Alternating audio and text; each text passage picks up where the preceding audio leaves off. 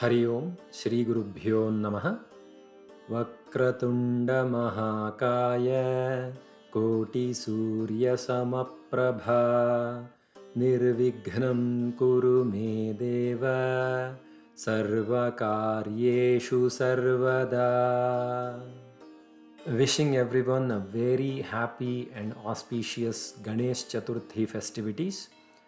Listening to Ganesha stories is an integral part of Ganesh Chaturthi festival. These stories explain the prominence of Ganesh Chaturthi and the various events around this auspicious festival. So let's get started with the introduction. In Dwapara Yuga, Pandavas along with Draupadi lost their kingdom. They left the forest for Aranyavasa, which is the time that they have to spend in the forest. During that period, they visited sage Suta in Naimika forest. They prayed to him and asked for advice to get rid of all their problems. Once upon a time, Kartikeya went to Lord Shiva and asked him about the worthiest puja or vratam for humans that can rid them from all their troubles and bestow them with riches and success.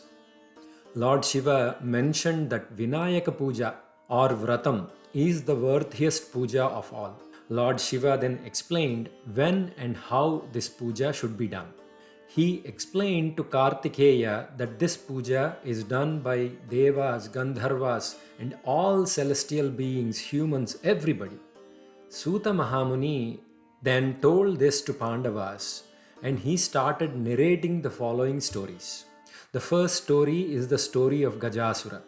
Once upon a time, there used to be a demon king called Gajasura. He had an elephant form, hence the name Gajasura. Gaja means elephant in Sanskrit. He performed severe penance for Lord Shiva.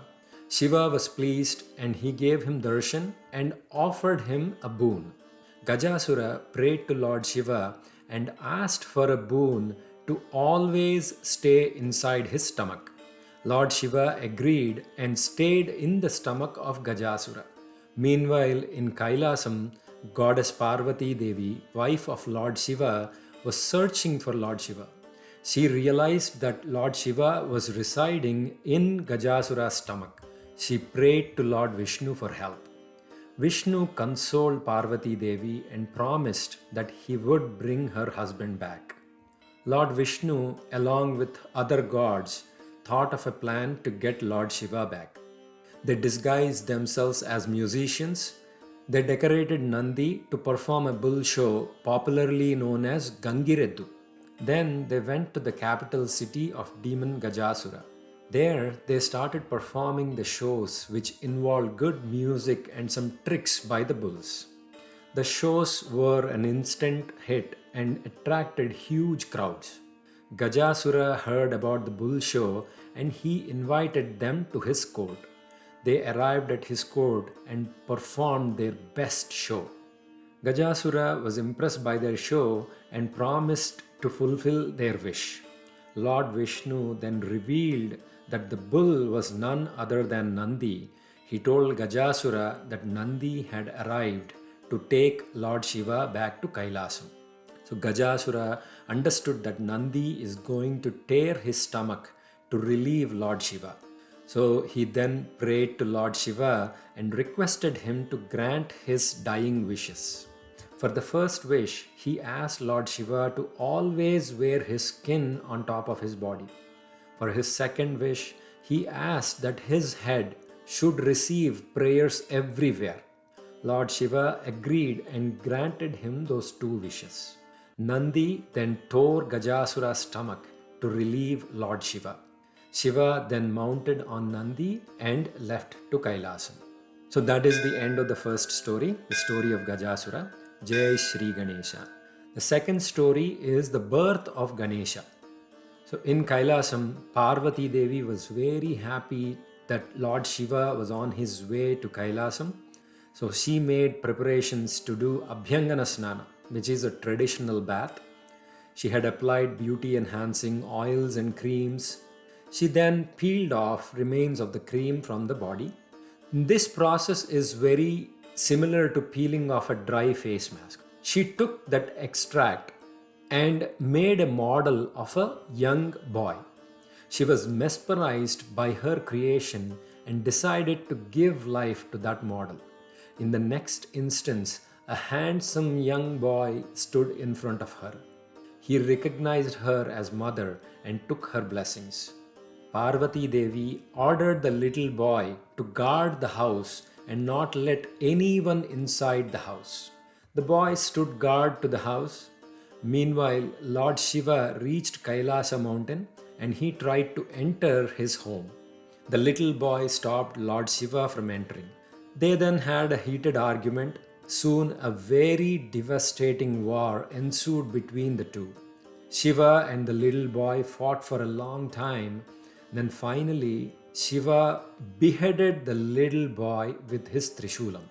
Parvati Devi heard all the ruckus and the sound and stepped out to check on the little boy. She saw the little boy lying on the ground without a head. She was very upset with the outcome of the events. She narrated the story of how she created the boy and asked Lord Shiva to bring him back to life. Shiva consoled her and promised her to bring him back to life. He then called Nandi and other associates and sent them on a quest. He ordered them to bring the head of any living being sleeping with its head placed towards north direction. They started their search and very soon they came across an ailing elephant in that position. That elephant was none other than Gajasura. Shiva's army took Gajasura's head and brought it back to Kailasa. Shiva attached the elephant head to the little boy and brought him back to life. Lord Shiva then blessed him with extraordinary powers and told him that he will always receive the first prayers in all the worlds. Lord Shiva and Parvati Devi named him as Gajanana, which means the elephant-headed god. That is the end of the second story. Jai Shri Ganesha. Now let's begin the third story. Commander of Vignas, Vighneshwara. Vighna means obstacle. In other words, Vignas are hindrances to the progress of a task. Once, all the gods and sages met Lord Shiva. They asked him to appoint someone as head of all the Vignas. The appointed one will be capable of creating Vignas to anyone and also to remove them at their will. If you are wondering why there is a need for Vignas at all, it is to prevent bad people from doing bad, evil things. So that is why there is a need for Vignas, which are obstacles. So both Kartikeya and Ganapati were interested in this position. Lord Shiva and Parvati Devi decided to put them through a test. The test is to go around all the worlds and bathe in all the holy rivers. The first to return was going to be appointed as the head of Vignas. Immediately, Kartikeya sat on his vehicle, the peacock, and set off on his course to finish the race. Ganesha realized that it wouldn't be easy for him to keep up with Kartikeya and his very, very fast peacock. He approached Lord Shiva and Parvati Devi and sought their advice. Lord Shiva responded to Ganesha's prayer and taught him the Narayana Mantra. Narayana Mantra is very powerful mantra which gives the same result as taking a dip in all the holy rivers of the world. Shiva then advised him that doing a pradakshinam around parents will give the same result as traveling around the world. As we all know, pradakshinam is the ritual of going around something or someone with great devotion. Dakshinam means right side. So one should always have their right side closest to the center while doing the pradakshinam. Ganesha was very pleased to hear this. He did namaskaram to his parents. He then started doing pradakshinam around them while chanting the Narayana Mantra. Due to the power of the mantra and the pradakshinam, throughout the race, Kartikeya felt like Ganesha was always ahead of him. But the fact remains that Ganesha never left Kailasa. Kartikeya returned to Kailasam. He gracefully admitted his defeat and congratulated Ganesha. He requested Lord Shiva and Parvati Devi to appoint Ganesha as the head of Vignas. Lord Shiva and Parvati Devi appointed Ganesha as the head of Vignas, and hence he got the name Vighneshwara. That is the end of the story 3. Jai Shri Ganesha.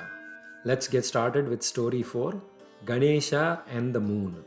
The coronation of Ganesha as the head of Vignas was done on Bhadrapada Shuddha Chaviti, same day as Ganesh Chaturthi. On that day, his disciples offered him a lot of sweets, modaks, and many more delicious food items. As we all know, Ganesha is very fond of these items. He ate a lot of them and took some to go, and then he started returning back to Kailasa after a heavy meal. After a big meal with a heavy belly, he went back to Kailasam.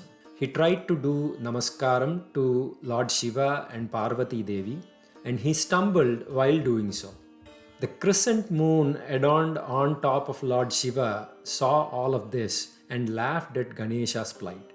Lord Ganesha looked up and saw that the moon god Chandradeva was laughing at him.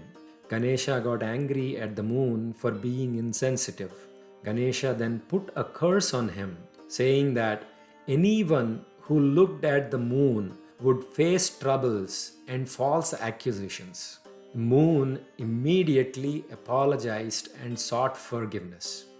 Lord Ganesha recognized Moon's sincerity and forgave him. Lord Ganesha then reduced the curse to be applicable only on the day of Bhadrapada Chaturthi, which is the Ganesh Chaturthi day. The moon was relieved to hear that. He then offered his prayers to Lord Ganesha. That is the end of story 4. Jai Shri Ganesha. Now let's start story 5. Samantha Kopa Kyanam. The story of the gem Samantaka. Once during Dwapara Yuga, on the day of Ganesh Chaturthi, Lord Sri Krishna accidentally saw the reflection of the moon in the milk pot. So from the previous story, we all remember that Lord Ganesha gave a curse to the moon god that whoever sees the moon on the day of Ganesh Chaturthi will go through some troubles with some false accusations, right? So let's see how it impacts Lord Sri Krishna. Lord Sri Krishna also immediately realized that he might fall victim to some false accusations. King Satrajit once visited Sri Krishna and he exhibited the amazing Samantaka Mani, which is the Samantaka gem. Satrajit acquired that brilliant diamond from the sun god. Sri Krishna asked Satrajit if he can keep the Samantaka Mani. Satrajit refused. After a period of time, Satrajit's brother Prasena wore that diamond and went to the forest for hunting. In the forest, a lion killed Prasena and took the diamond. A big bear intercepted the lion and killed it and took the diamond from the lion. That bear was none other than Jambavan from the story of Ramayana. He took the diamond and went back to his cave. He then gave the diamond to his baby son Sukumar. Days passed by and Prasena never returned from the forest. Satrajit immediately blamed Sri Krishna of killing Prasena and stealing Samantaka-mani. Sri Krishna, along with his ministers and army, left to the forest to prove his innocence. In the forest, he saw the dead body of the lion. Looking at the footsteps, he realized that a bear killed that lion. He then followed the footsteps of the bear to Jambavan's cave. There, he saw the diamond hanging on the cradle of baby Sukumar, Jambavan's son. Jambavati, elder sister of Sukumar, was pushing the cradle when Sri Krishna entered the cave. She then recited the following verse to hint Sri Krishna of what had happened. Simha prasenam avadhit simho jambavata hataha sukumara kamarodhihi tava hyesha syamantakaha. Lord Sri Krishna immediately understood what happened and he stepped forward to grab the Samantaka diamond. Jambavan intercepted Lord Sri Krishna and a fierce battle ensued between Jambavan and Sri Krishna. They fought for 21 days. Jambavan started losing his power And then he remembered that only person that can weaken him was Lord Sri Rama. He then realized that he was battling with none other than Lord Rama. Jambavan prayed to Krishna and begged for his forgiveness. He then returned the Samantha money to Sri Krishna. He also offered his daughter Jambavati's hand in marriage. Sri Krishna accepted and got married to Jambavati. Sri Krishna then returned the diamond to Satrajit and narrated the story. Satrajit repented for his hasty behavior and apologized to Sri Krishna. Satrajit requested Sri Krishna to marry his daughter Satyabhama and also to accept Syamantakamani. Sri Krishna got married to Satyabhama, but he did not accept the diamond. All the people and sages approached Sri Krishna and congratulated him on his victory. They then inquired how normal people can overcome the troubles inflicted by seeing the moon on Bhadrapada Chaviti, which is the Ganesh Chaturthi day. Sri Krishna then blessed everyone with a remedy for the curse.